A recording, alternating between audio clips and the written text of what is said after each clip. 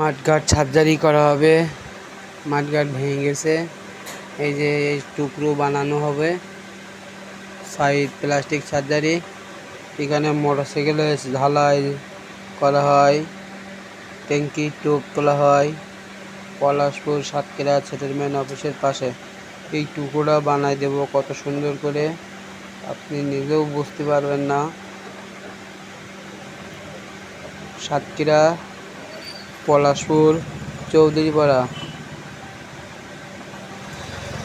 Settlement অফিসের ভিতর দিয়ে ঢুকে ছাই দিয়ে প্লাস্টিক সার্জারির দোকান। এখানে মোটরসাইকেলের ঝালাই ডেন্ডিং করা হয়। Number 01754738011 side plastic surgery. এখানে সমস্ত জিনিসের কাজ করা হয় মোটরসাইকেলের।